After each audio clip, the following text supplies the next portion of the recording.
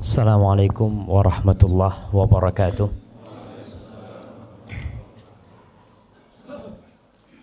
Alhamdulillah alladzi waffaqana li ta'atihi wa arsyadana ila sabili rusydih. Segala puji bagi Allah Jalla Jalaluh yang telah memberikan taufik kepada kita untuk taat kepada Allah, untuk patuh kepada Sang Pencipta. Kita bisa datang ke masjid ini, mendatangi kajian, itu karena kebaikan Allah kepada kita. Kadangkala ada manusia yang merasa sudah berbuat baik kepada Allah. Ya, siap. Kayaknya dimiringin gitu. Ini buat gimana? Yang ini suara dalam. Masya Allah. Iya. Sampai mana kita jamaah? Terkadang ada manusia di antara kita nih yang merasa udah berbuat baik. Padahal kebaikan yang dia lakukan tuh bisa dia lakukan karena Allah Jalla Jalaluh. Kita bisa sholat karena Allah memberikan taufik kepada kita bisa sholat. Kita bisa datang ke rumah Allah ini karena Allah memberikan petunjuk kepada kita. Ini hari Sabtu mungkin sebagian sibuk kerja, tapi kita milih datang ke tempat ini. Itu karena kebaikan Allah kepada kita. Maka tidak yang pantas untuk dipuja dan dipuji melainkan hanya Allah semata. Bahkan tidak sah salat seorang hamba tanpa mengatakan alhamdulillahi rabbil alamin. Allahumma salli wa sallim wazid wa barik wa an'im ala habibikal mustafa wa nabiyikal mujtaba nabiyina wa sayyidina Muhammad. Ya Allah, semoga salawatmu, semoga salam berkah dan nikmatmu senantiasa kau curahkan untuk hamba kekasihmu, untuk baginda Nabi kita Muhammad sallallahu alaihi wasallam, yang pada dasarnya beliau tidak butuh dengan salawat kita. Allah sudah bersalawat kepada beliau. Malaikat-malaikat Allah udah bersalawat kepada beliau.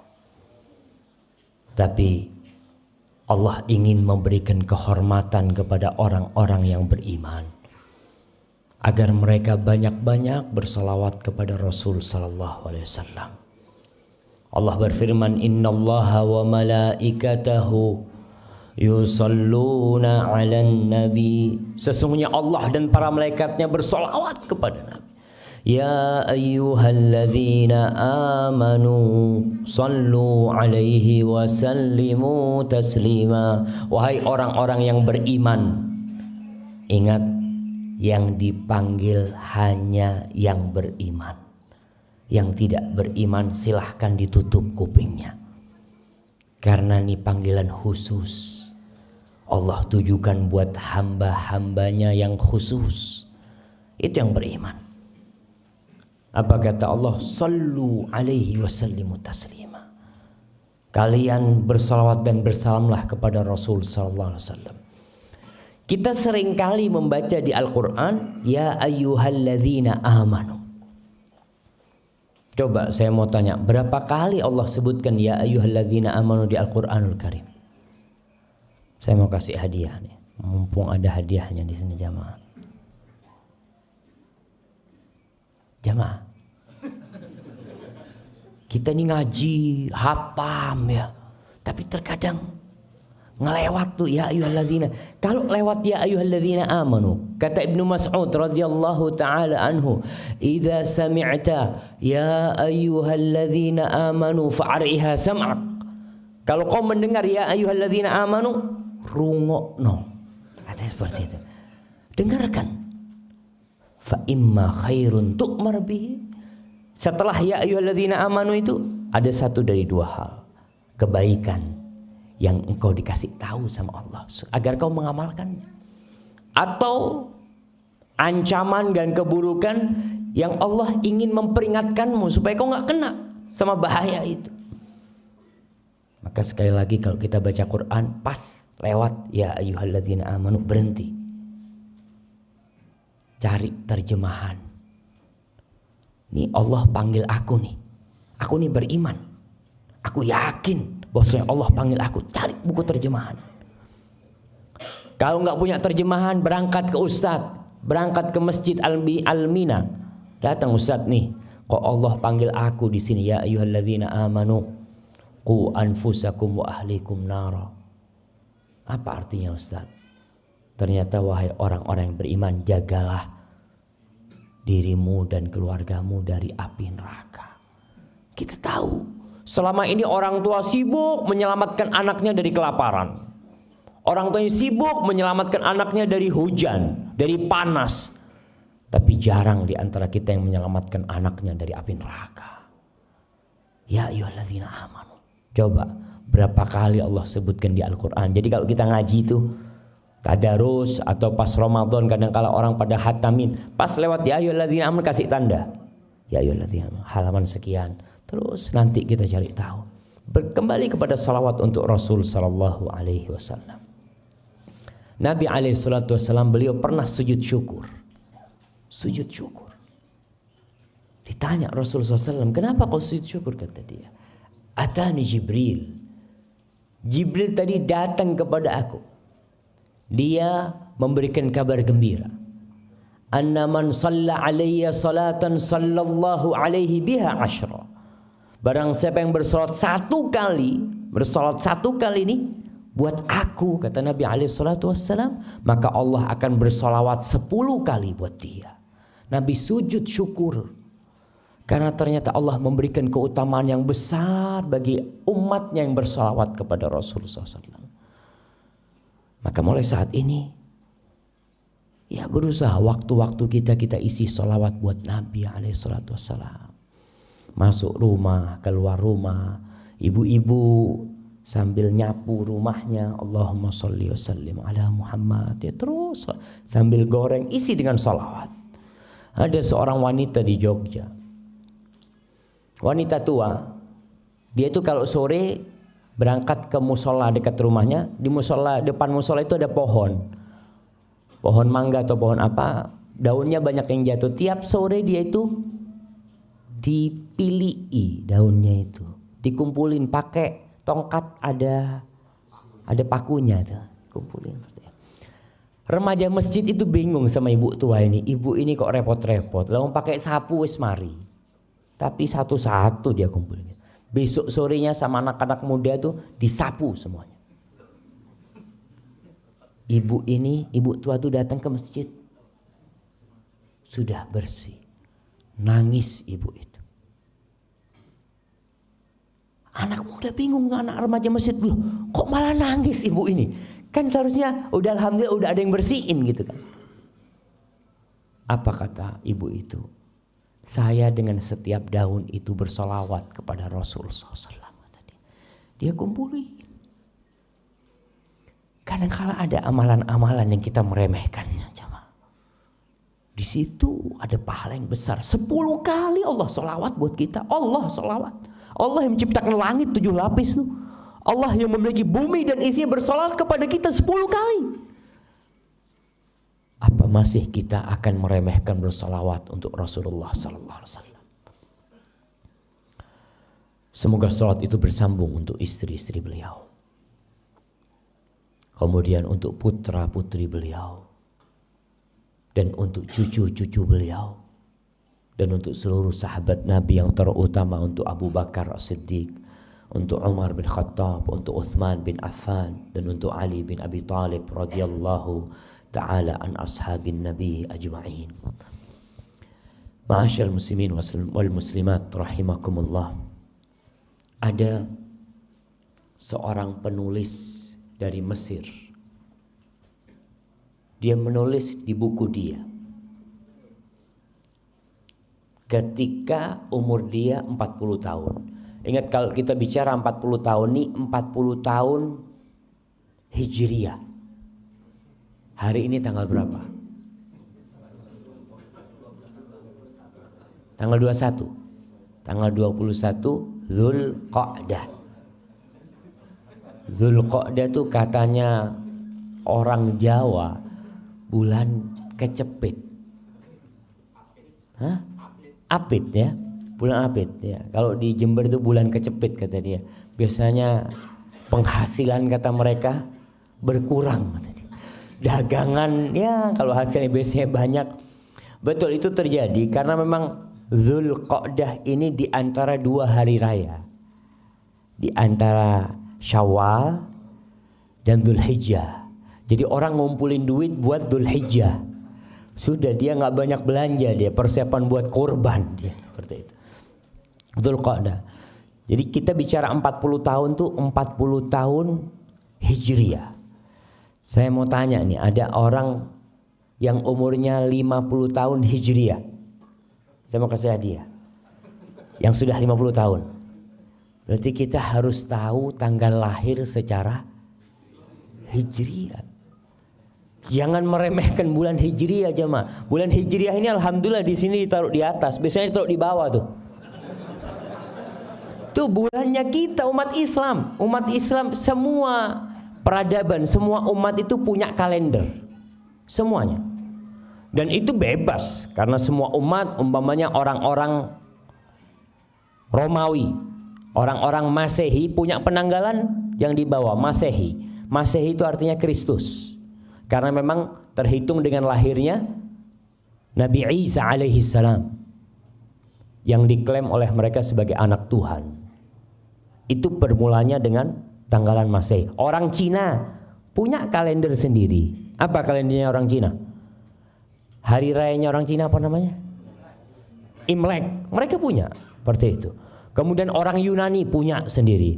Orang Jawa punya. Kalau orang Jawa biasanya ada Pahing, Wage, Pon, Kliwon, itu penanggalan Jawa. Islam punya penanggalan sendiri. Dan kita orang Islam pun harus bangga dengan penanggalannya. Maka kembali saya tanya, siapa yang hafal tanggal lahirnya Hijriah? Insyaallah. Tanggal berapa lahir? Masya Allah. 1399. Kapan mulai tahu itu mas?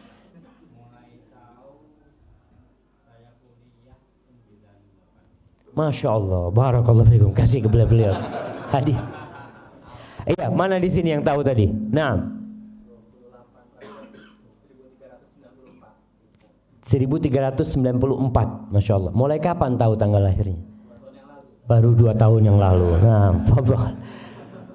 Ya kebanyakan kita kan ketika lahiran aktenya itu Masehi. Ya sebagai umat Islam Masehi nggak apa-apa, udah kan memang negara kita pakainya Masehi. Tapi kita orang Islam nih, kita harus tahu kita pakai ditulis ketika lahiran tuh tulis Hijriahnya. Supaya kita tahu tatkala kita umur 40 tahun apa yang harus kita lakukan. Nabi kita Muhammad SAW umur berapa meninggal? 63 tahun Hijriah. Bukan Masehi, hati-hati. Kadang kalau ada orang ngomong, berapa umurnya Bapak? 63. Kayak umurnya Nabi. Loh, udah sama. Nabi itu hitungannya pakai Hijriah. Jadi Bapak ini Masehi sudah lebih dari Rasul SAW. Karena kira-kira setiap 30 tahun itu beda 1 tahun. Jadi kalau 100 tahun, Ashabul Kahfi berapa tahun di dalam gua tidur? 309 tahun pakai bulan Hijriah. Kalau hitungan Masehi mereka 300 tahun. Karena hitungan pakai bulan itu lebih cepat. Nih, sastrawan dari Mesir ini ketika umurnya 40 tahun secara Hijriah. Dia mengatakan, laqad balagtu qimmatal haram. Thumma inni bada'tu al-an fin nuzul.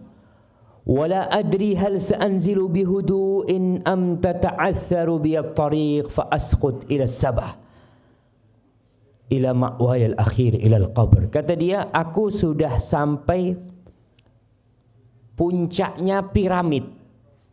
Jadi orang umur 40 tahun dia udah sampai puncaknya piramid. Sekarang aku nih sudah mulai turun. Jadi orang kalau sampai puncaknya nggak mungkin naik lagi. Orang sampai puncaknya gunung Sampai situ dia akan turun. Kata dia, aku nggak tahu perjalanan turunku ini akan nyaman atau perjalanan turunku itu akan cepat dan aku masuk ke dalam kuburan. Karena ada orang yang 40 tahun, 41 mati. Nggak nunggu tadi disebutkan 60 tahun. Kemudian dia mengatakan, dia mengingat tentang angan-angan dia. Ketika dia masih kecil ya, dia ingin punya ini, punya itu. Biasa anak-anak kecil kan punya cita-cita. Ketika umur 40 tahun, dia sudah mulai berpikir. Aku sudah mulai berpikir untuk mengumpulkan bekal menuju ke kuburan. Ma'asyil muslimin rahimakumullah. Umur umat Rasul sallallahu alaihi wasallam sebagaimana disebutkan oleh beliau, a'maru ummati baina sittin wa sab'in. Umur umatku itu antara 60 sampai 70. Wa aqalluhum man yajuzu dzalik. Sedikit yang lewat dari 70 sedikit. Maka saya mau kasih hadiah kepada yang lewat 70 tahun. Masya Allah. Masya Allah kayaknya. Bapak, ini hadiah buat bapak Pak ya. Masya Allah. Fadl kasihkan ke bapak itu. Masya Allah. Berapa? 92 tahun. Tinggal satu jemaah. Wa aqalluhum. Kata Rasulullah SAW, sedikit yang lewat 70 tahun itu sedikit. Alhamdulillah.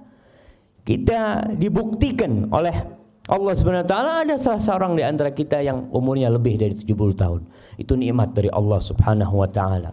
Karena kata beliau alaihi salatu wassalam, khairun nasi man tala umruhu wa hasuna amaluhu. Sebaik-baiknya manusia adalah yang panjang umurnya dan baik amalannya.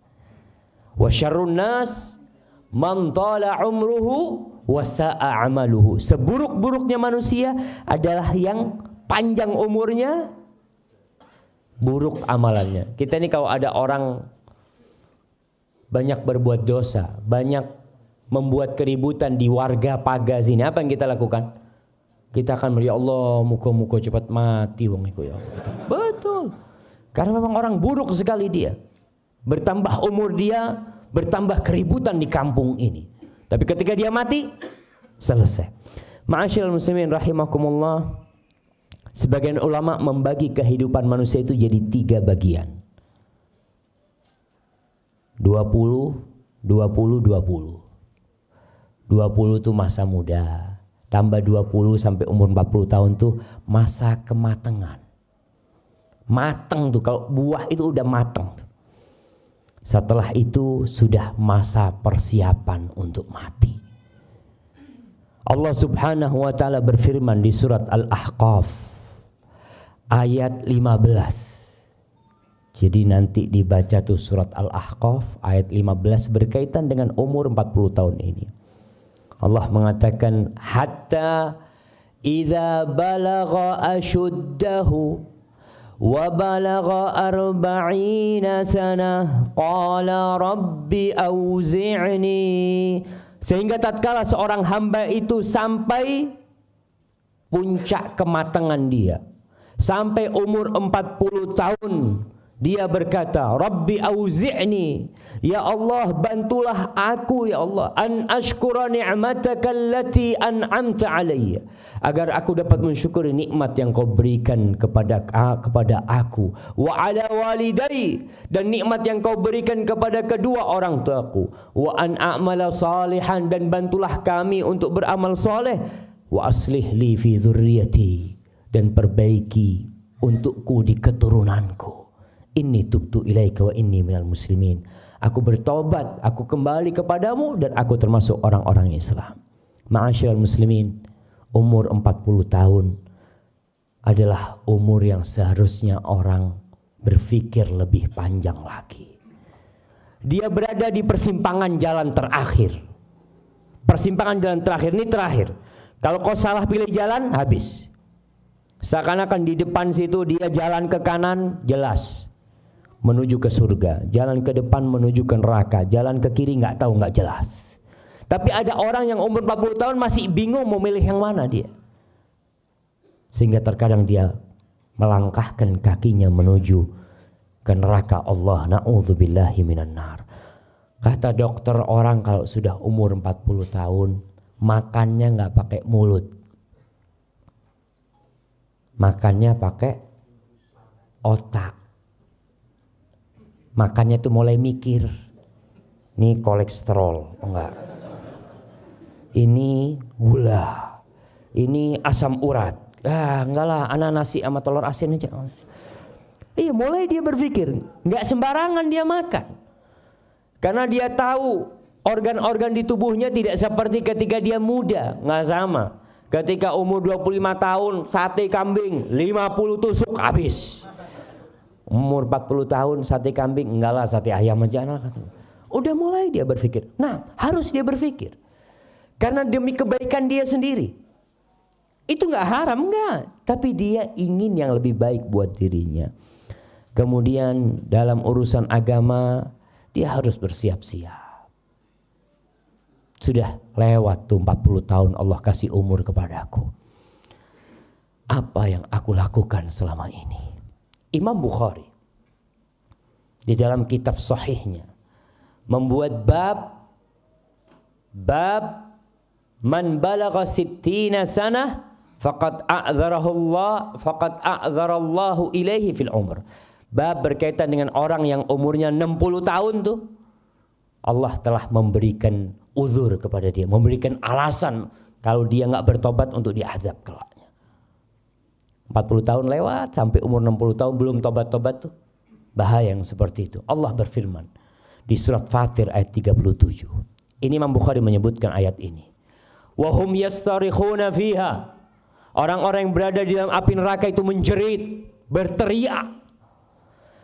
Rabbana akhrijna, ya Allah keluarkan kami dari api neraka ini untuk apa? Na'mal salihan ghairal ladzi kunna na'mal.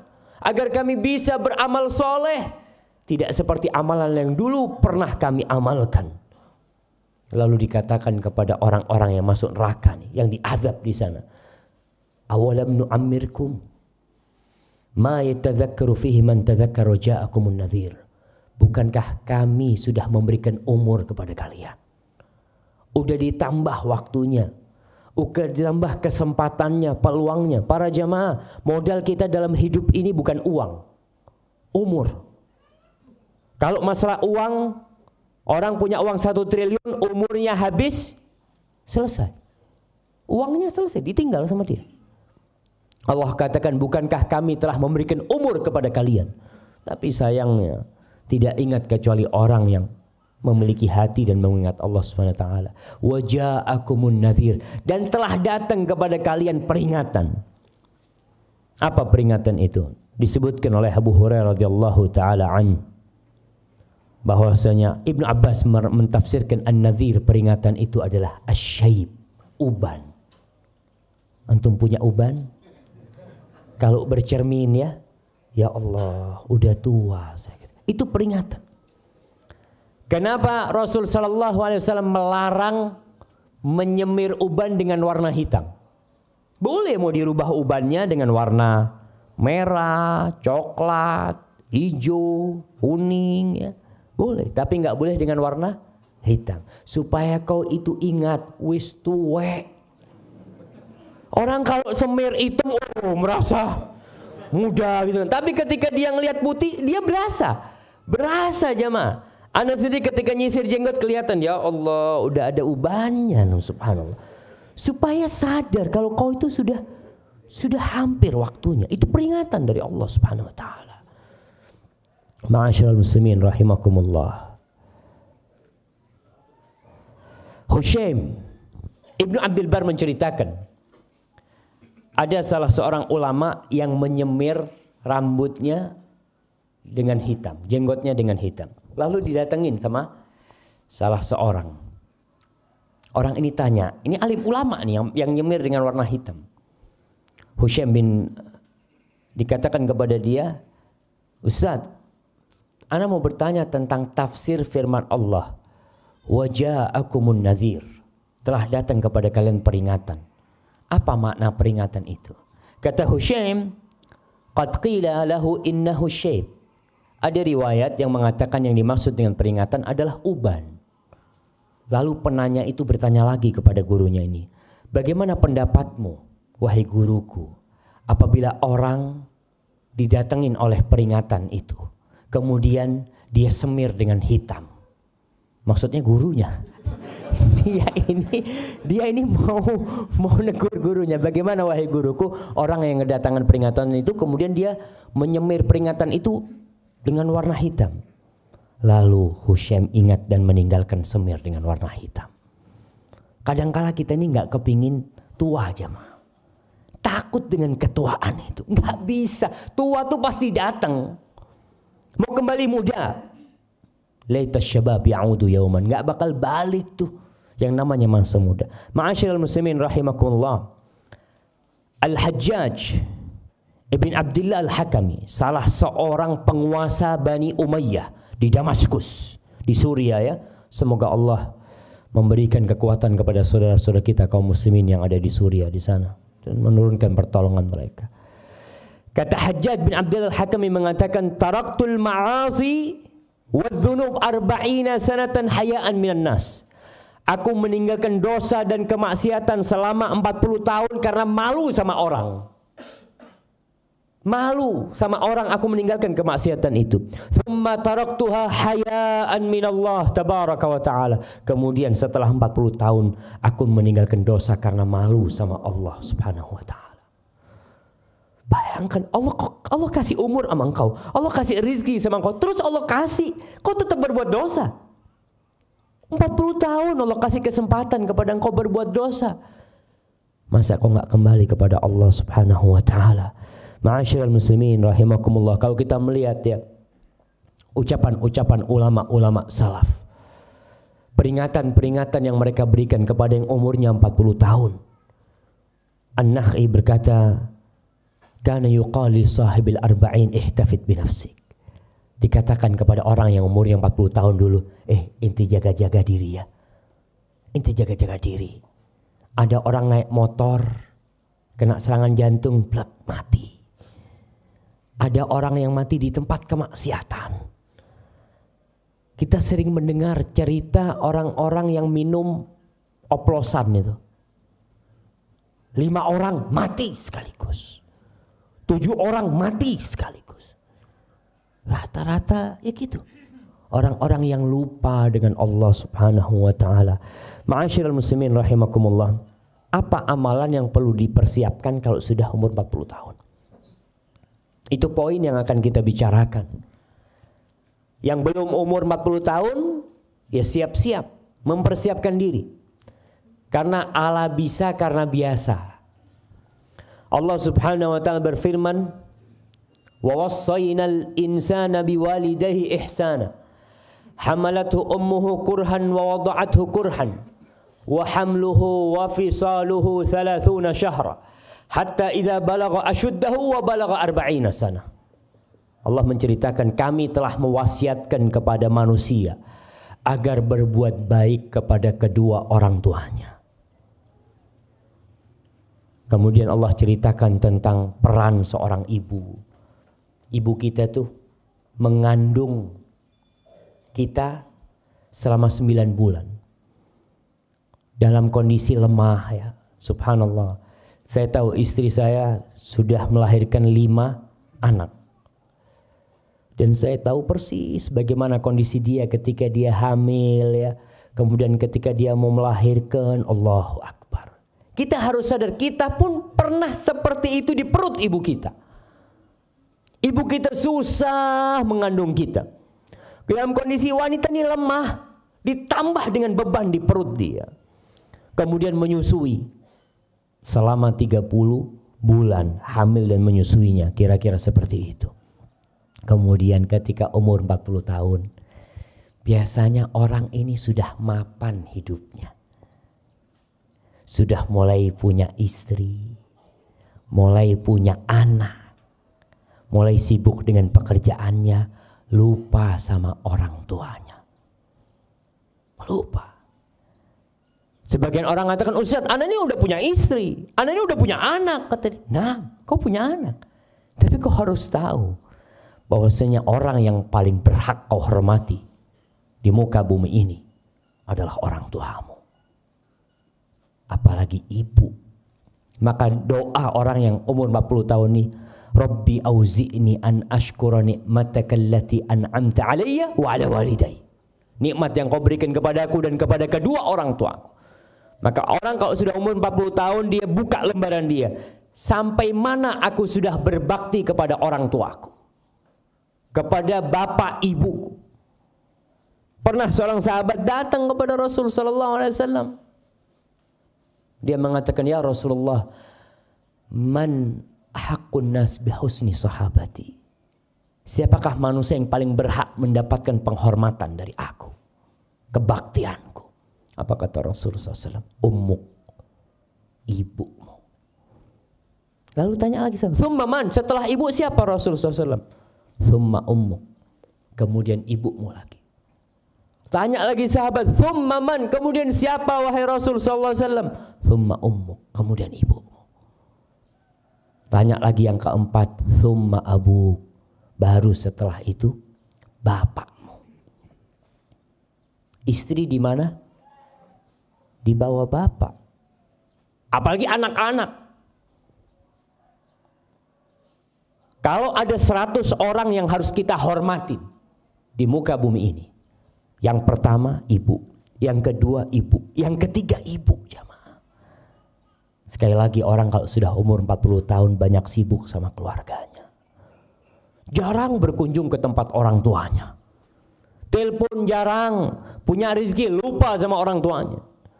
Karena berpikir, ya saya sudah punya keluarga sendiri. Ingat, walaupun engkau jenderal bintang 4, jenderal bintang 4, punya pasukan 1000, 10.000 pasukan, ketika engkau di hadapan ibumu, pangkatmu hanya anak, nggak lain.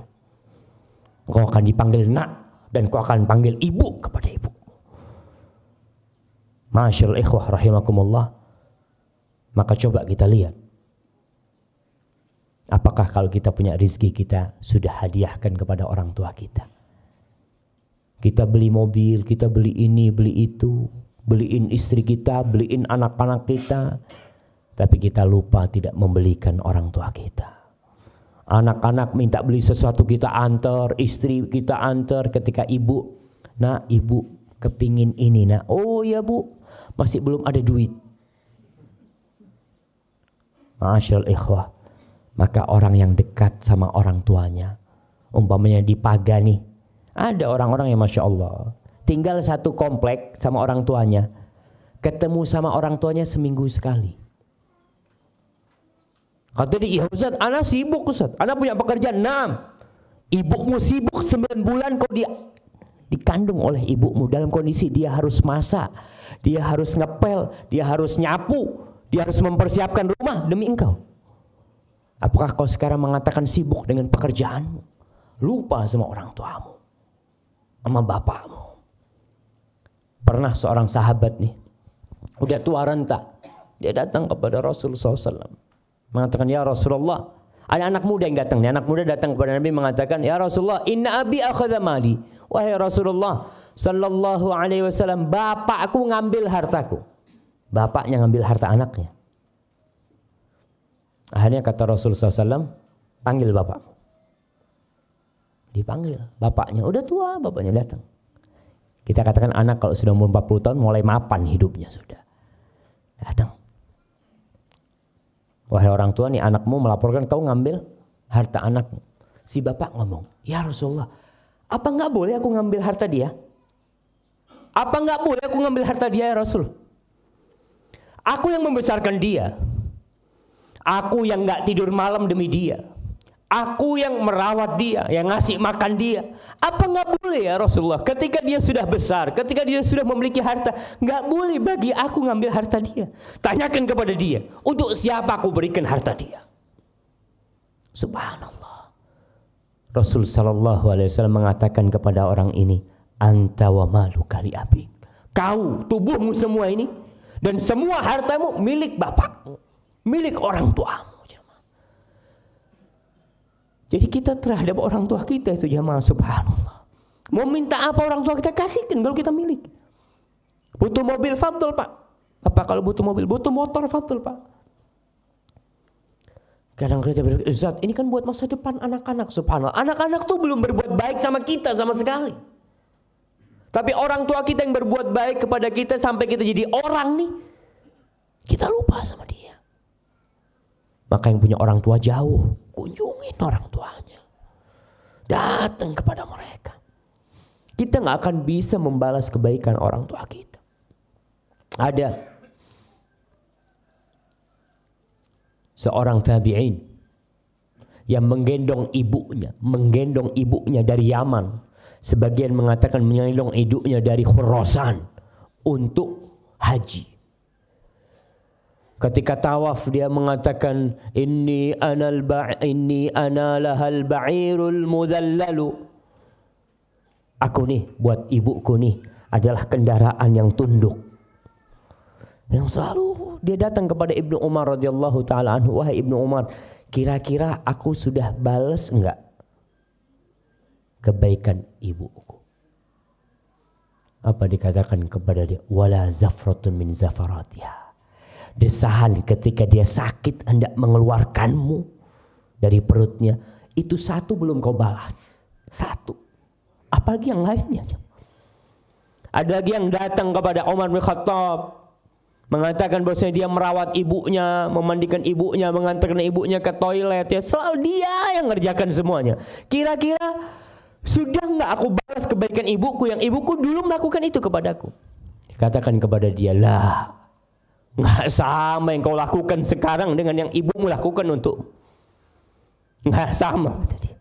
Ibumu melakukan ini kepadamu ketika kau kecil dengan harapan engkau bisa hidup, dan engkau melakukan itu sekarang kepada ibumu dengan harapan ibumu cepat mati. Banyak orang yang merawat ibunya ketika tua renta, yang ada dalam hatinya, bagaimana ibuku cepat mati. Tapi tatkala ibu kita merawat dan membesarkan kita, yang dia harapkan kalau bisa nyawa dia berikan kepada kita.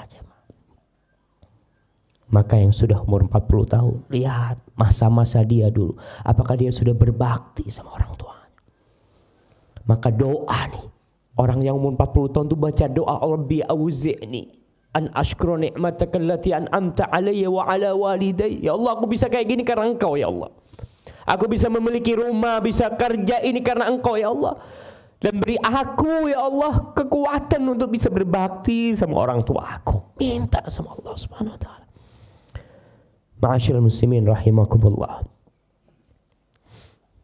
Kemudian yang kita minta kepada Allah, wa an a'mala shalihan tallah.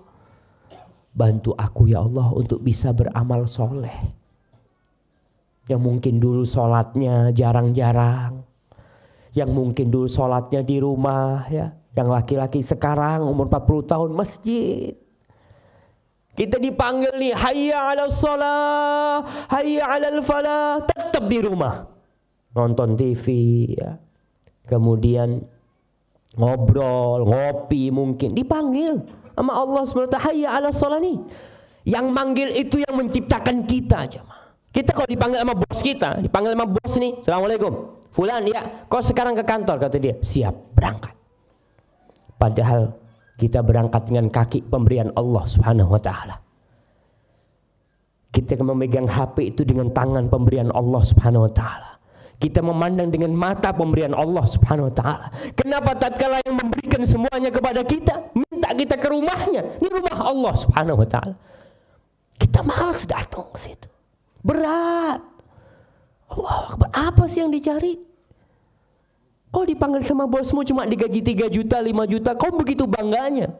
Kau bisa tahu bahwa harga tanganmu ini miliaran. Harga matamu itu miliaran.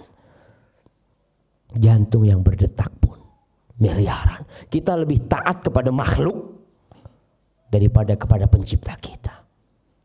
Maka sekali lagi, yang umur 40 tahun ya, khususnya, bukan berarti yang sebelum itu enggak, yang umur 40 tahun lebih dia tanya, saya nih selama setahun ini berapa kali sholat di masjid? Mungkin cuma Jumatan saja. Mulai sekarang tidak. Ibu-ibu ketika azan dikumandangkan berhenti dari semua pekerjaannya. Ini bisa ditunda. Banyak di antara ibu-ibu kalau ada kerjaan rumah itu nunggu kerjaannya selesai. Kata dia nyapu ya gitu ya. Azan, oh ya tak mari no sih. Habis nyapu lihat oh ada piring-piring kotor. Oh iya tak cuci piring sih. Terus habis cuci piring anaknya datang pulang. Oh ngasih makan dia. Sholat zuhur baru jam 2 kadang-kala. Karena sibuk dengan pekerjaan. Jangan sudah. Nih Allah nih. Hayya ala sholah. Di antara amal soleh yang paling mulia apa? As-sholatu ala waktu. Sholat tepat waktu. Banyak bapak-bapak yang qanaah kalau urusan akhirat. Qanaah.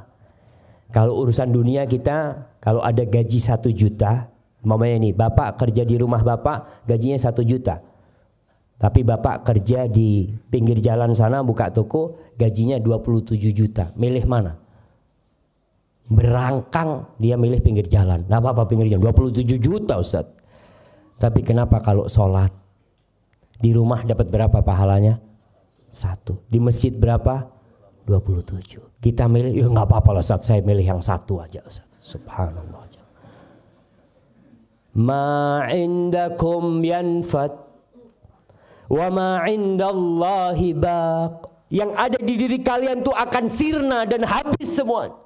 Apapun yang kalian miliki, tapi yang di sisi Allah itu yang akan kekal dan abadi. Ma'asyiral muslimin rahimakumullah. Sedekah. Kita lihat, tadi ada kotak amal lewat. Iya. Lihat tuh.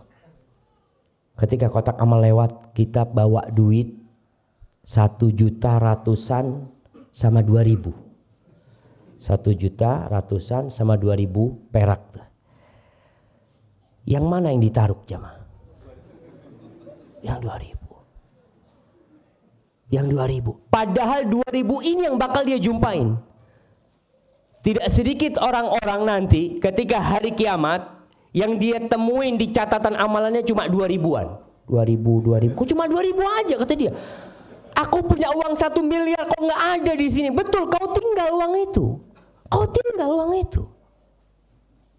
Dan seharusnya orang berpikir ketika umur 40 tahun, apa yang aku akan persiapkan? Sebagian ulama memisalkan nih, orang umur 40 tahun itu seperti orang yang berangkat umroh. Berangkat umroh berapa hari biasanya?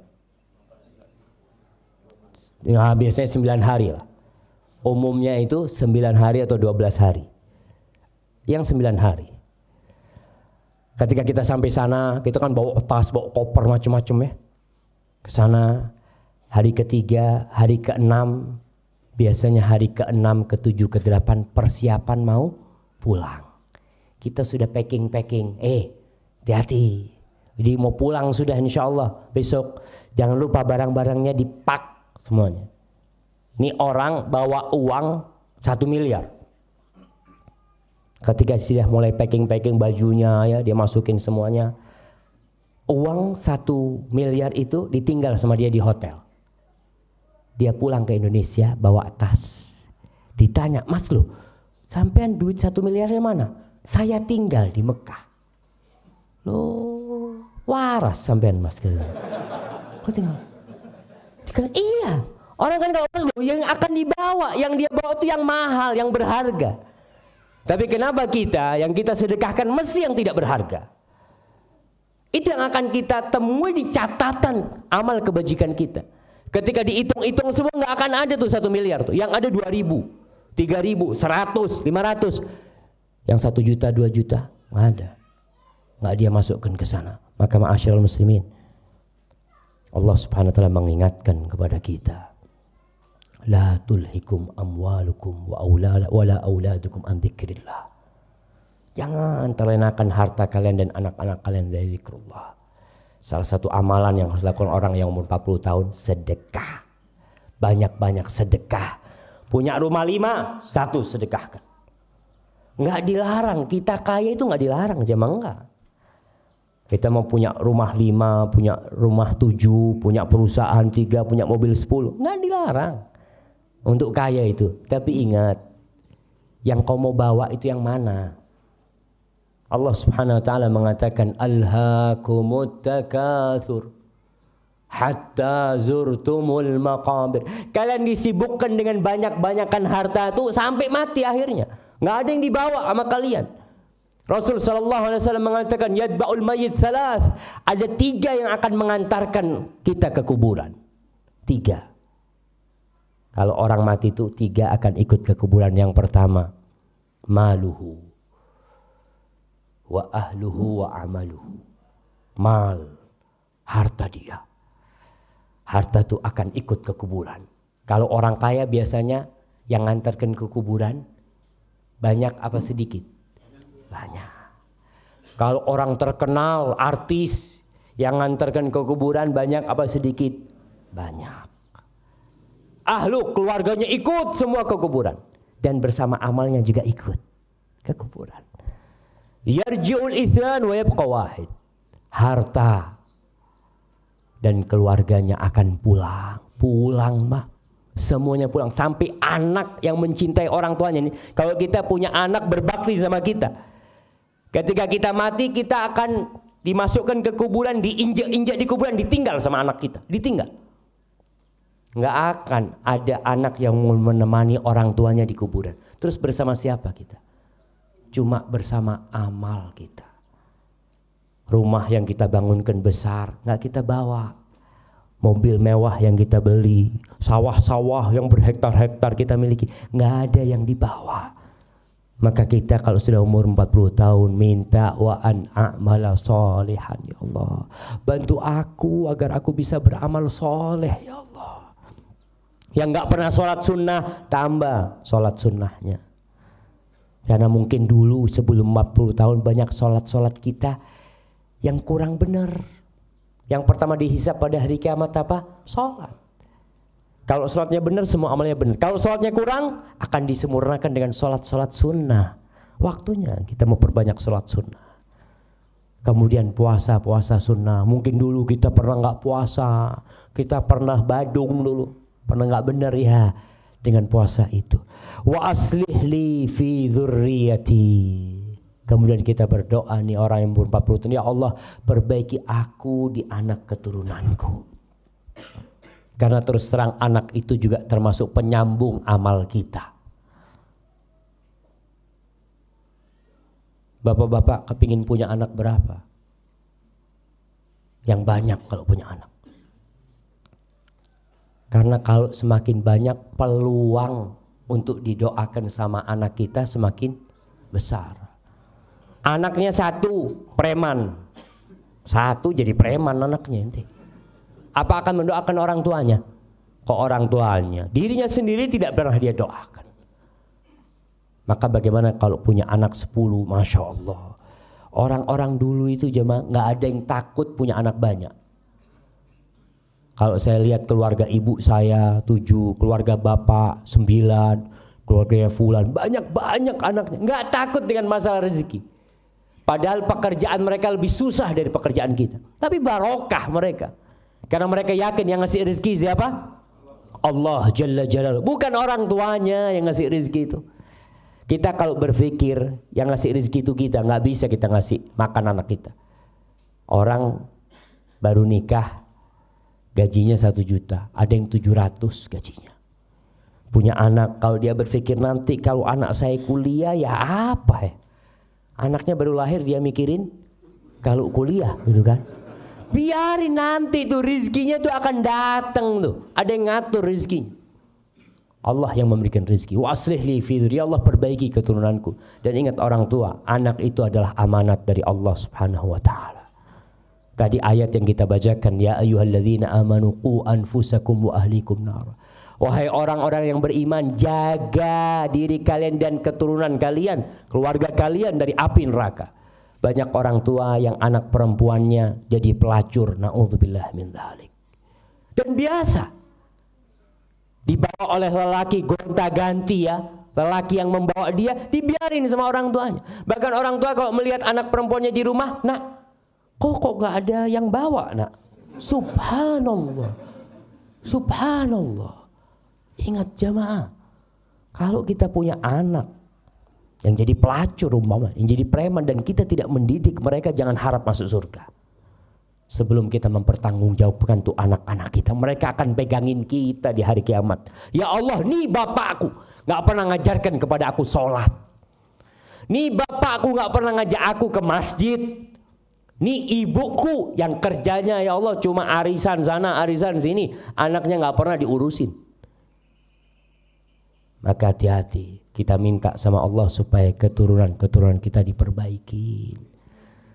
Jadi anak-anak yang soleh dan benar. Inni tubtu ilaik. Ya Allah, aku bertobat kepadamu. Aku kembali kepadamu ya Allah. Atas segala dosa-dosa yang kita lakukan. Ya waktunya taubat sudah. Ma'asyiral muslimin rahimakumullah. Kalau anak muda berbuat dosa, itu masih lumrah. Tapi tetap dosa ya. Jangan dikatakan lumrah, oh berarti gak apa-apa, tetap dosa. Rasul sallallahu alaihi wasallam bersabda, "Thalathatun la yukallimuhumullah yaumal qiyamah wa la yuzakkihim wa la yanzuru ilaihim wa lahum adzabun alim." Ada 3 manusia yang Allah tidak akan berbicara dengan mereka pada hari kiamat. Allah tidak akan memandang mereka. Allah tidak akan menyucikan mereka, dan mereka akan mendapatkan azab yang pedih. Yang pertama, syaikhun zanin, orang sepuh yang berzina. Orang tua yang berzina. Tuh umur 40 tahun tuh sudah tua tuh orang sudah. Udah tua, udah sakit-sakitan masih berzina. Yang seharusnya dia ke rumah Allah bertobat masih melakukan dosa. Syaikhun zanin.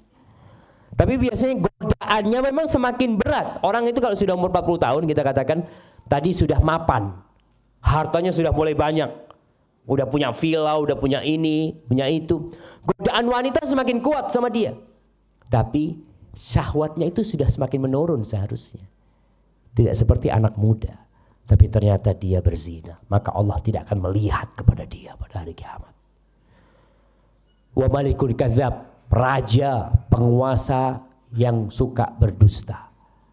Yang menjanji-janjikan kepada rakyatnya tapi tidak pernah dia tepatin. Syekhun kadzab, Allah tidak akan melihat kepada mereka. Wa'ailun mustakbir, orang miskin yang sombong.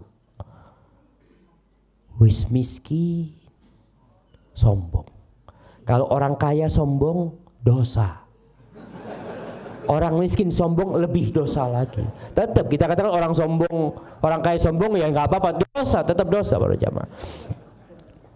Ma'asyiral muslimin rahimakumullah. Kita terkadang dilupakan dengan dosa-dosa yang pernah kita lakukan karena sibuk cari dunia.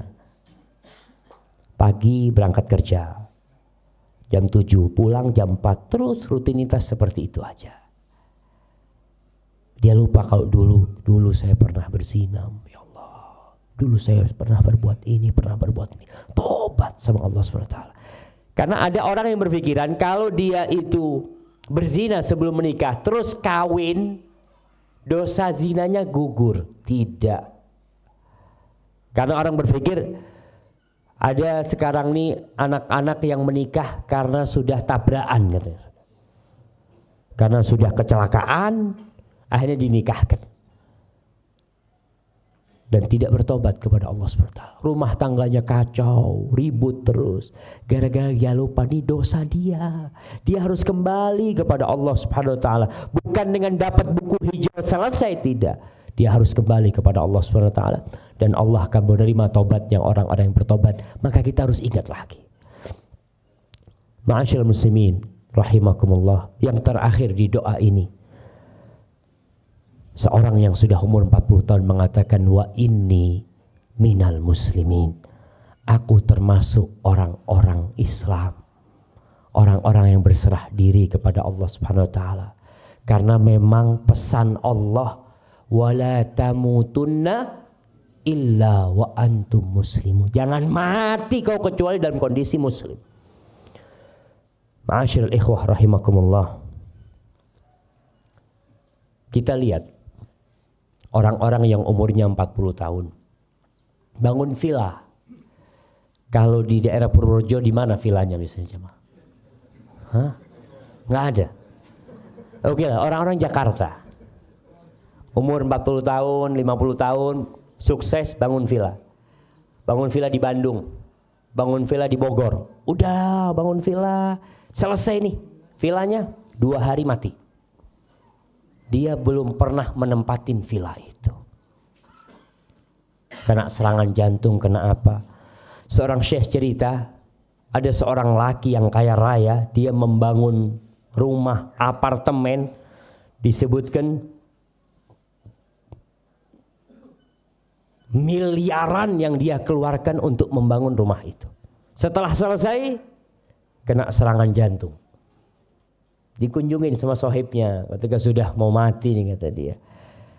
Maka dikatakan, di mana menurut ente nih istri ana nih? Kalau ana mati, kawin lagi dia.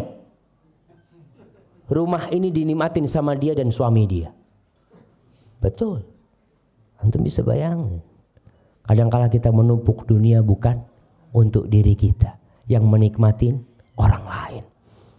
Disebutkan ada seorang juga yang membangun villanya. Villanya itu dikasih marmernya dari batu yang dari Brazil itu apa namanya? Onik. Sekarang kan musim batu akik nih ya. Antum kadang-kala orang punya koleksi akik, 100 akik di lemarinya. Ada yang dia bawa mati. Satu pun nggak ada yang dia bawa. Bahkan akan dilepas sama anaknya. Kalau bapaknya mati pakai akik, akan dibiarin sama anaknya. Oh, cok pak eman-eman pak. Pak mati wis kono. Ibunya ketika mati dengan kalung emasnya dan gelang-gelang emasnya, cincin emasnya, apa anaknya tega membiarkan emas? Bukan tega sama ibunya ya. Tega sama emasnya itu dibawa mati ibunya. Nggak akan tega dia. Ya salah siapa? Ibu tidak mensedekahkan. Kalau ibu sedekahkan, ibu akan bawa ke kuburan. Tapi sekarang itu hak kita. Iya, hak ahli waris. Dilepas. Nih, yang Syekh cerita ada seorang membangun villa. Kemudian lantainya itu pakai batu onik. Dikatakan sampai 2,5 tahun dia menghiasi villanya itu. Kurang beberapa hari, udah selesai nih, dia mau datang ke villa itu, mati jamaah. Dan itu realita yang tidak bisa dipungkirin. Apa kita tetap akan menjadi budak-budak dunia? Kunu min abna'il akhirah. Jadilah kalian dari anak-anak akhirat. Karena dunia ini akan hancur lebur. Yang kita bawa tuh hanya yang kita sedekahkan dan amal soleh kita. Rasul SAW pernah bertanya kepada para sahabatnya. Ayyukum malu warithihi ahabbu ilaihi min malih. Siapa di antara kalian yang harta ahli warisnya lebih dia cintai daripada harta dia? Kata para sahabat, nggak ada Rasul. Semua pasti lebih cinta dengan harta dia sendiri. Masa cinta dengan hartanya orang lain? Dengan harta ahli warisnya. Kata Rasul SAW, malu, hartamu itu ma akaltahu fa'afdat. Yang kau makan kemudian habis jadi kotoran. Wa ma labistahu fa'ablat. Yang kau pakai kemudian jadi usang. Wa ma anfaqta fa'abqait. Dan yang kau sedekahkan kemudian kau simpan. Selain itu adalah hartanya ahli waris. Rumah walaupun sertifikat atas nama kita, perusahaan milik kita, semua sandal yang kita pakai, semua yang milik kita itu akan kita tinggal kecuali yang kita sedekahkan. Ma'asyil ikhwah rahimakumullah.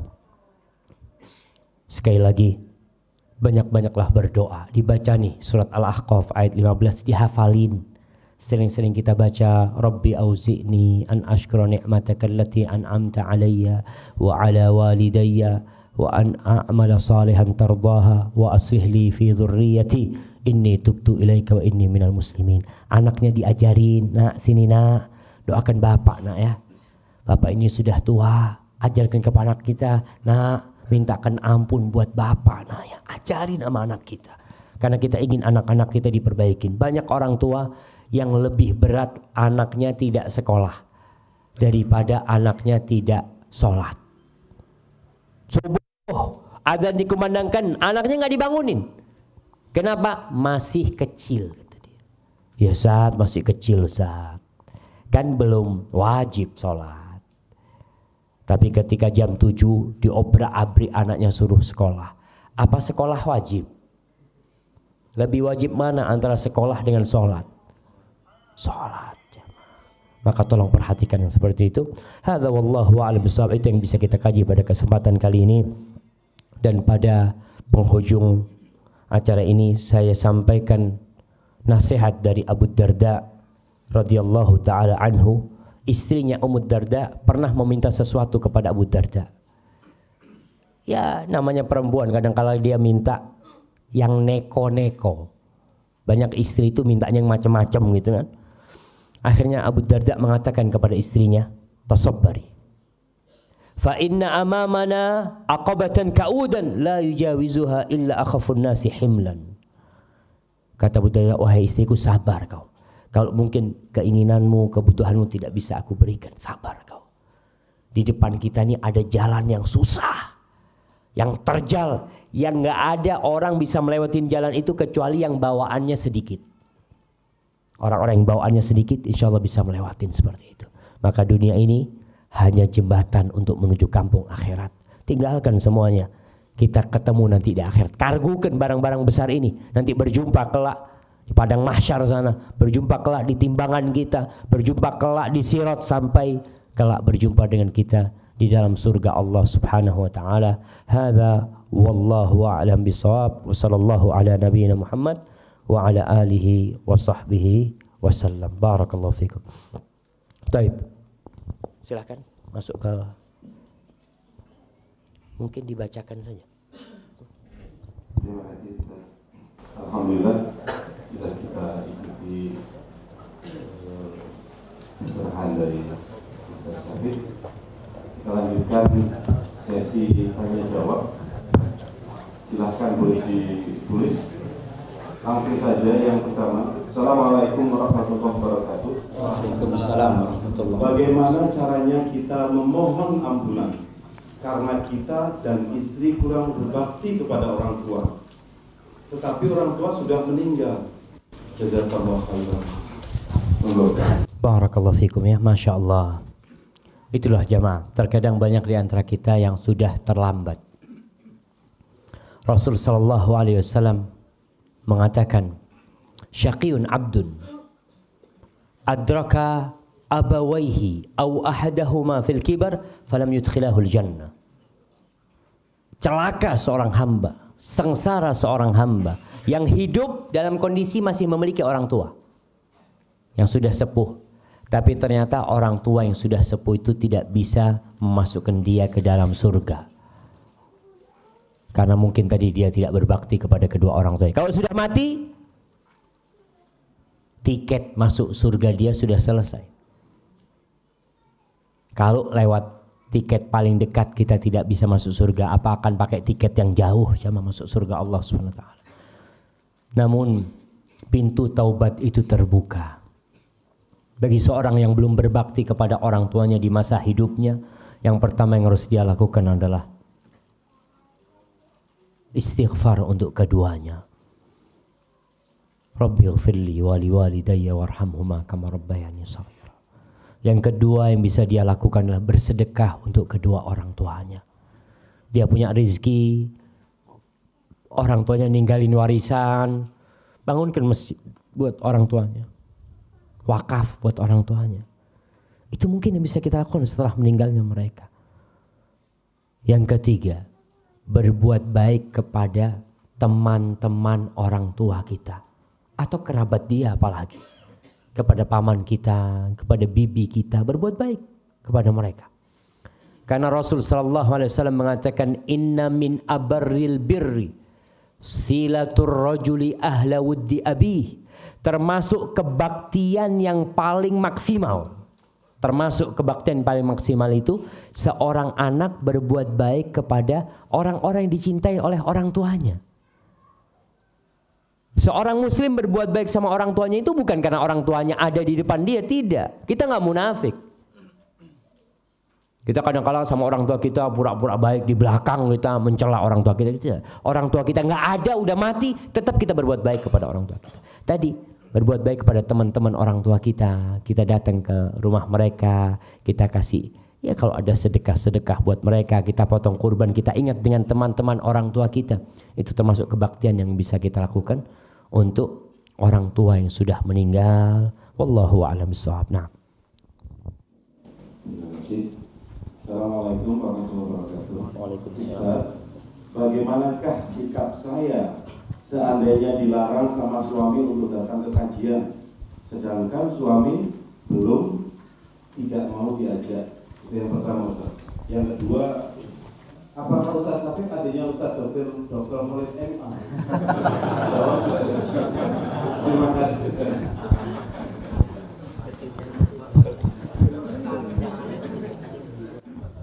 Iya, bismillah. Berkaitan dengan bagaimana seorang istri yang dilarang oleh suami untuk datang ke pengajian.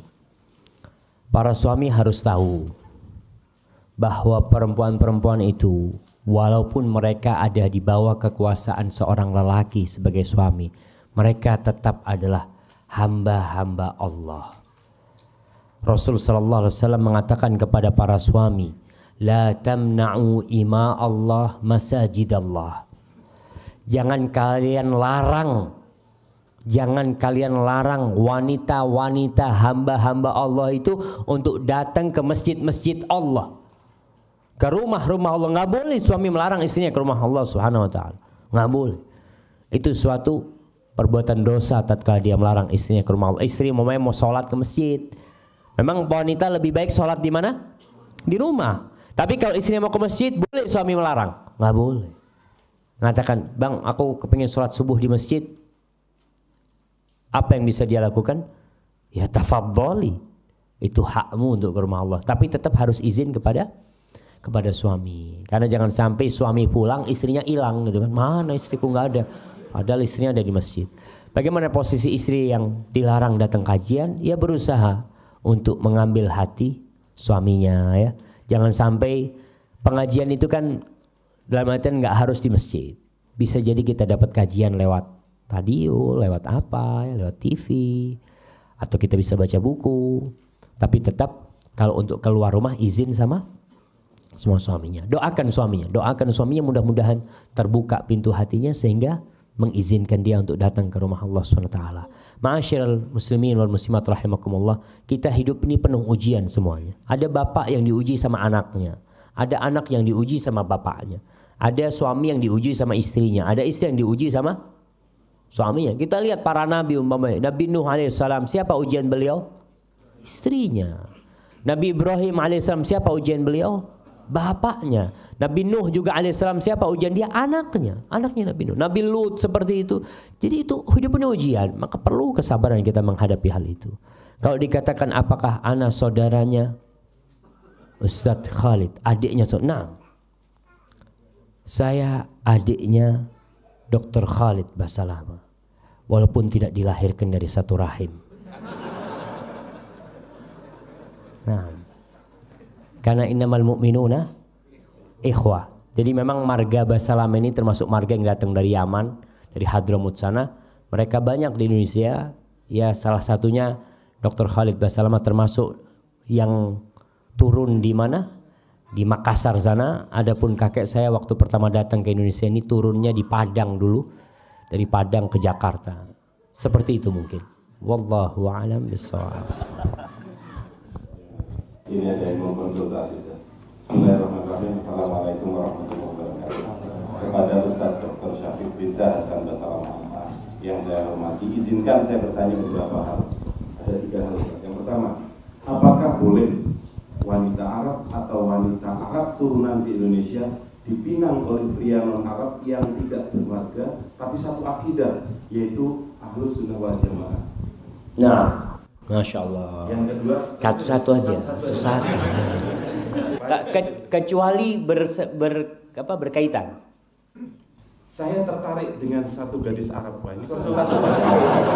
Saya tertarik dengan salah satu gadis Arab turunan. Kebetulan marganya sama dengan Ustadz.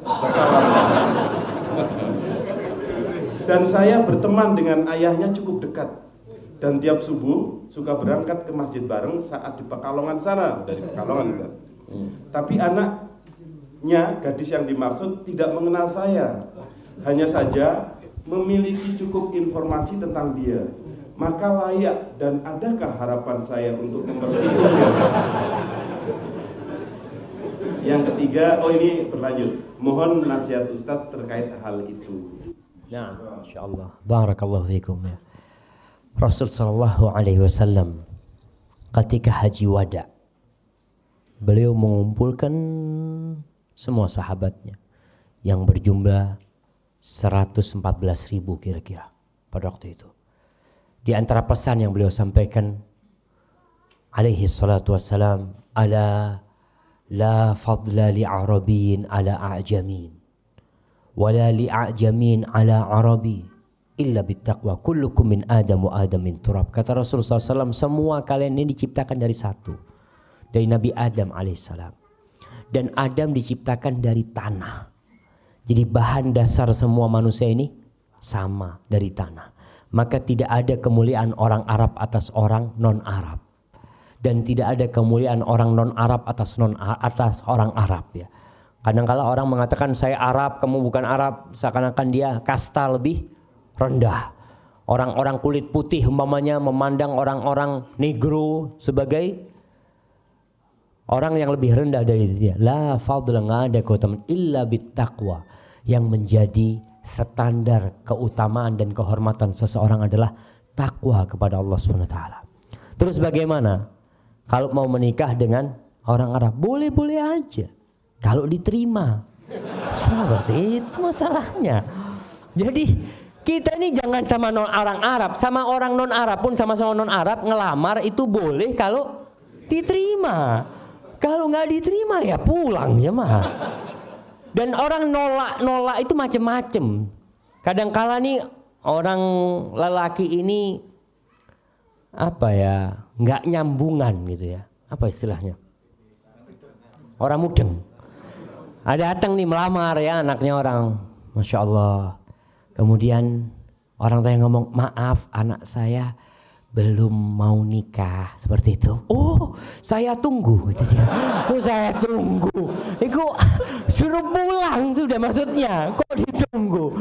Kadang-kadang orang yang ngomong, anak saya masih mau sekolah. Oh, nggak apa-apa. Berapa tahun saya siap menanti gitu kan.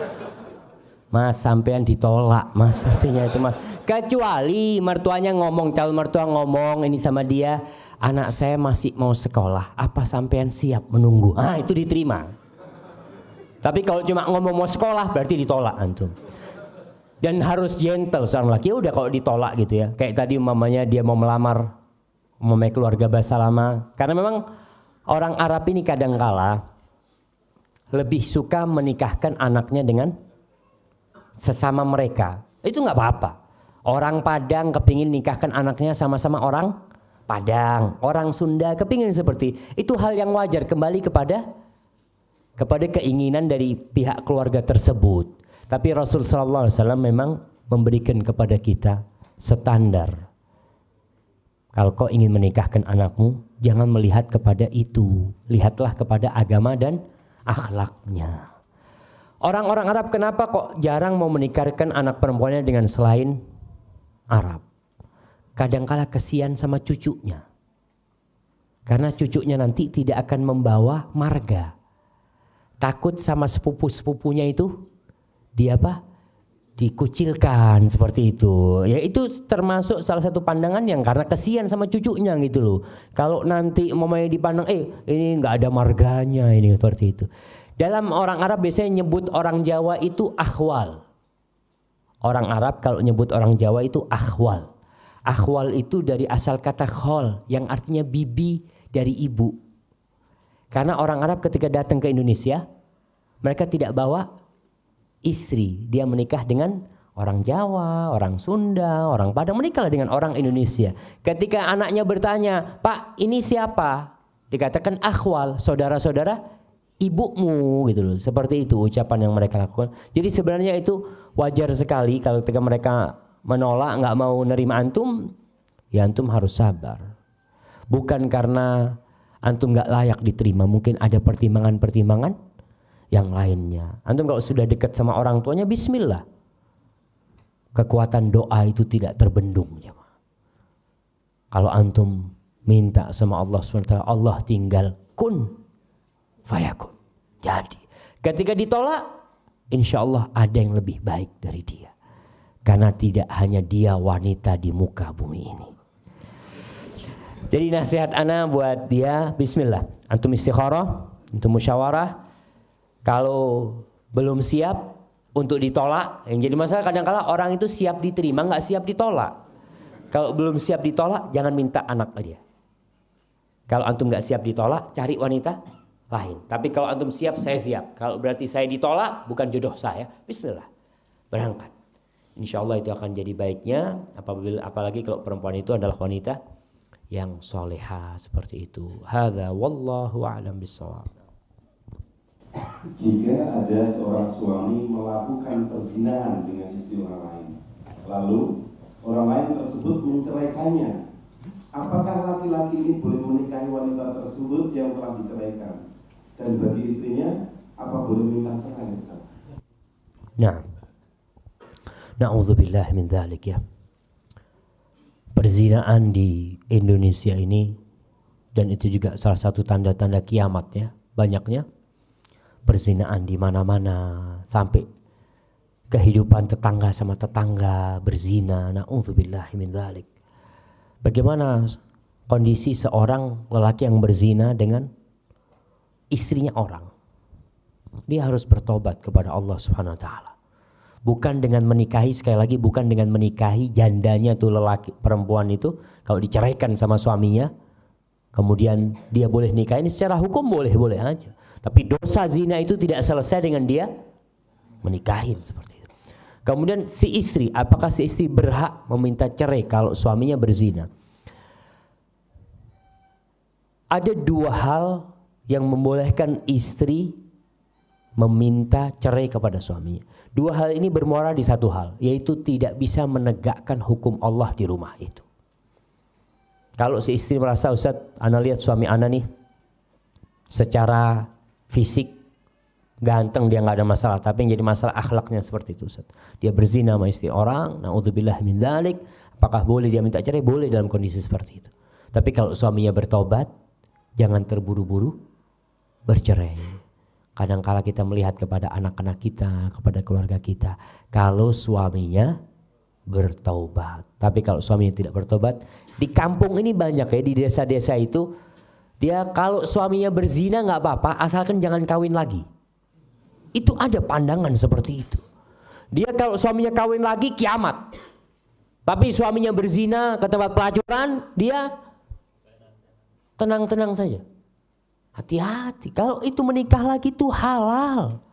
Berzina nih bawa penyakit ke rumah dia, bawa azab dan murka Allah ke rumah kita. Apalagi kita mendiamkan hal yang seperti itu. Maka ingat, termasuk dosa paling besar perbuatan zina itu. Semoga Allah menjauhkan kita dari perbuatan zina itu. Wallahu a'lam bishawab. Bagaimana salat Ustaz jika sudah terlanjur menikah melalui jalur pacaran? Melalui jalur pacaran. Padahal sudah jelas. Nah ya, berkaitan dengan pacaran. Apa sih pacaran itu jemaah? Kayaknya nggak perlu didefinisikan pacaran itu. Orang kenal sama perempuan di jalan, kenalan, salaman, setelah itu duduk bareng, lalu jalan-jalan, lalu masuk hotel, lalu nanti ngelamar, menikah. Itu termasuk dimurkain oleh Allah Subhanahu wa taala. Nyentuh perempuan yang bukan mahramnya, boleh apa nggak boleh? Nggak boleh jemaah. Anaknya orang nih, jangan sembarang-sembarang kau sentuh. Memandang wanita yang bukan mahramnya. Apa kata Allah Subhanahu wa taala? Wa qul lil mu'minin yaghuddu min absarihim. Katakan kepada orang-orang yang beriman hendaklah dia menundukkan pandangan mereka. Rasul sallallahu alaihi wasallam itu ketika berbaiat dengan wanita-wanita, beliau tidak membaiat dengan tangan beliau. Kalau lelaki-laki itu datang masuk Islam, berjanji sama Nabi, salaman Nabi sama mereka. Karena lelaki, tapi kalau perempuan, Nabi enggak. Sekarang di Indonesia ini salaman, cipika, na'udzubillah min dzalik, acara di televisi, tidak tahu saya kapan pernah melihat acara itu. ada ketemu fans, artis laki ketemu sama fan perempuan. Itu fan perempuannya dipegang, dipeluk. Na'udzubillah, Muslim. Kalau kafir fadl nggak apa-apa. Kau tuh orang Islam, kau harus tahu hukum sebagai seorang Muslim. Kau tuh hamba Allah, budaknya Allah kau itu. Maka kalau tadi sudah kadung pacaran dan kemudian menikah, banyak-banyak istighfar atas dosa yang pernah dia lakukan. Dan orang tua harus carikan menantu yang baik, ya, harus carikan suami yang baik buat anaknya supaya anaknya hidup berbahagia kelaknya. Hadza wallahu a'lam bissawab. Nah. Mana yang harus didahulukan, Ustaz? Ukhuwah Islamiyah, ukhuwah wataniyah, ukhuwah basyariyah? Masyaallah. Jadi memang kalau kita melihat ukhuwah ini ada macam-macam. Yang pertama tadi disebutkan ada ukhuwah insaniyah, sama-sama manusia. Ya memanglah kita sama-sama manusia. Kemudian ukhuwah qaumiyah, mungkin sekarang disebut wataniyah, saudara satu qabilah, satu suku, satu negara. Dan ada ukhuwah Islamiyah. Mana yang harus didahulukan? Ingat bahwa semua persaudaraan yang tidak dibangun di atas ketakwaan kepada Allah Subhanahu wa taala itu akan sirna dan musnah nantinya. Kita satu kerabat, satu nasab, satu darah, tapi kalau tidak dibangun persaudaraan kita di atas iman kepada Allah Subhanahu wa taala, maka tidak akan ada artinya. Ukhuwah Islamiyah itu yang pertama. Tapi kita hidup umpamanya seperti di Indonesia. Kita di Indonesia ada orang kafir, tetangga kita non muslim, ya kita punya kewajiban menghormati dia. Rasul sallallahu alaihi wasallam ketika hidup di kota Madinah, beliau berdampingan dengan orang-orang Yahudi dan Rasul menghargai mereka. Selama mereka tidak berbuat kejahatan, Nabi membiarkan mereka. Dan itu perintah dari Allah Subhanahu wa taala agar kita berbuat baik. Innallaha ya'muru bil adli wal ihsan, berbuat baik kepada semuanya. Kepada binatang pun kita berbuat baik kepada mereka. Tapi tidak sampai melampaui batas-batas. Kadang-kadang toleransi di negeri kita ini melampaui batas. Contohnya urusan agama.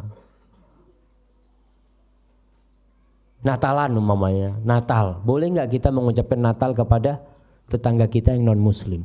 Kita bantu dia, kita bangunin rumah dia. Dia sakit kita bawa ke dokter, kita punya rezeki kita bagi, itu boleh. Itu urusan sosial.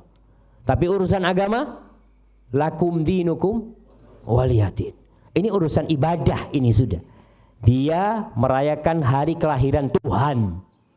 Ketika kita datang mengatakan itu berarti kita ikut melestarikan hal itu, tidak. Jadi kalau nanti mungkin kita punya, kadang-kadang banyak pertanyaan, Ustaz, bos ana nih non muslim Ustaz, kata dia.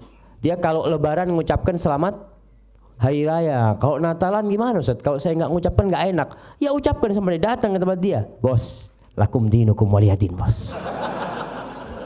Nah, supaya tahu memang lakum dinukum waliyadin. Berarti bosnya, oh ya terima kasih gitu kan bosnya. Ya supaya tahu kita muslim. Kita ini dididik untuk tauhid, untuk la ilaha illallah. Nggak ada Tuhan tiga, nggak ada Tuhan tiga. Tuhan itu satu. Kita baca qul huwallahu ahad, qul ya ayyuhal kafirun. Kita didik untuk tauhid. Kok pas Natalan kita mengucapkan selamat Natal, selamat atas kelahiran Tuhanmu. Kita mengucapkan selamat. Ya enggak lah, jamaah. Kalau lebaran sekedar lebaran Idul Fitri, tidak ada hubungan mungkin dengan urusan ketuhanan, tapi ini Natalan berurusan dengan tauhid. Hati-hati yang seperti itu. Hadza wallahu a'lam bissawab. Nah. Assalamualaikum. Ustaz mau tanya, bagaimana mengatasi seorang istri yang selalu cemburu, Ustaz? Insyaallah. Ini kayak mewakili semua ini. Masya Allah, Masya Allah. Cemburu itu berlandaskan cinta. Jadi kalau seorang istri cemburu kepada suaminya, itu wajar, asalkan tidak berlebihan. Kalau cemburu sudah berlebihan jadi setan yang ada was-was. Suaminya pulang agak malam, oh kayaknya wis kawin meneng mah. Seperti itu. Apa? Enggak, husnudzon sama suaminya, ibu-ibu. Kemudian bagaimana sikap suami? Suami ketika mendapati istrinya pencemburu, dia hargai kecemburuan istrinya, diarahkan kepada yang lebih baik. Jadi masalah kadang-kala istri ini cemburu sama keluarga suami. Cemburu sama adiknya suami, cemburu sama ibunya suami, itu lebih berat lagi. Itu bukan cemburu, yang ada itu namanya hasud, iri dengki. Ketika suami ngasih kepada ibunya, apa kata istri? Kok enak ibu dikasih terus? Allahu Akbar. Tuh ibu, suami itu yang melahirkan suamimu. Suamimu bisa kayak gini gara-gara ibunya. Jadi bapak ketika menghadapi kecemburuan suaminya, ya dijelaskan. Harus dibuka. Kemudian ibu-ibu juga dikasih nasihat. Tidak suka mencurigai suaminya. HP suaminya dibukain ya. Suaminya lagi masuk kamar mandi diambil. Dompet suaminya dibuka. Mungkin ada apa macam-macam. Itu termasuk perbuatan yang tidak hak ya. Karena hal itu akan membuat rumah tangga jadi kacau akhirnya nantinya. Tapi kalau memang sudah ada bukti, umpamanya suaminya berbuat yang tidak benar, dinasehati, ngobrol sama suaminya dengan cara yang baik. Dan kalau mau ngasih nasihat suami ibu-ibu, jangan menggurui. Karena suami-suami di sini nggak suka diguruin. Iya, lelaki itu egois tuh. Jangan kalau suaminya punya salah, baru datang kerja, Mas, sini Mas, duduk sini. Ada yang ingin saya sampaikan. Nggak seperti itu kalau mau ngomong sama suami ya. Udah bikinin teh macem-macem, ambil dipijetin ya. Mas boleh saya ngomong Mas? Dengar tuh suaminya tuh. Iya ada apa dik? Baru kasih nasihat. Insya Allah dengar seperti itu. Hadza wallahu a'lam bishawab. Ini kayaknya sudah waktunya nih. Terakhir. Nah. Ada beberapa pertanyaan yang memang agak sama ya Ustaz ya. Ya. Ini kayaknya Assalamualaikum Ustaz. Waalaikumsalam. Tanya, adakah tuntunan untuk sholat sunnah tasbih? Bolehkah kita melaksanakannya? Mohon penjelasan. Nah, berkaitan dengan sholat sunnah tasbih. Ada beberapa hadis yang diriwayatkan dari beberapa sahabat tentang sholat sunnah tasbih. Sebagian ulama mensahihkan hadisnya. Di antara yang mensahihkan umpamanya Syekh Albani rahimahullahu ta'ala, sehingga sholat sunnah tasbih bisa diamalkan berdasarkan hadis itu. Tapi sebagian ulama memandang hadisnya itu lemah. Karena tidak ada riwayat dari Rasulullah SAW beliau mengamalkannya. Dalam kondisi seperti ini, maka saya melihat kita harus berlapang dada. Ketika ada yang mengatakan saya mau sholat sunnah tasbih Ustaz. Ya monggo, tafadhol. Karena memang hadisnya disahihkan oleh para ulama. Tapi umumnya saya beranggapan hadisnya itu lemah Ustaz. Karena ulama-ulama menjelaskan hadisnya itu lemah. Ya silahkan, jangan dilaksanakan. Ketika menghadapi seperti itu. Karena memang kondisinya hadisnya itu berada di tengah. Bisa jadi sahih, bisa jadi dhaif. Bisa jadi hasan, bisa jadi dhaif. Dan kita yang ingin mengamalkan fadhol. Cuma pengamalannya sholat sunnah tasbih itu tidak harus berjamaah. Kadang-kala ada orang yang sholat tasbih kalau berjamaah baru sholat. Enggak, ya udah sholat di rumah. Yang mau sholat sunnah tasbih itu termasuk sholat sunnah yang dianjurkan berdasarkan hadis yang disahihkan oleh Syekh Albani rahimahullahu ta'ala. Hadza wallahu a'lam bishawab. Mungkin itu yang menjadi penutup perjumpaan kita hari ini. Karena masih ada acara selanjutnya nanti ini. Apabila yang saya sampaikan benar itu dari Allah subhanahu wa ta'ala. Kalau ada yang salah dan kurang berkenan itu dari diri saya sendiri, Allah dan Rasulnya terbebaskan dari kesalahan itu. Wa subhana rabbika rabbil izzati amma yasifun. Wassalamun alal mursalin. Walhamdulillahi rabbil alamin. Wassalamu alaikum warahmatullahi wabarakatuh.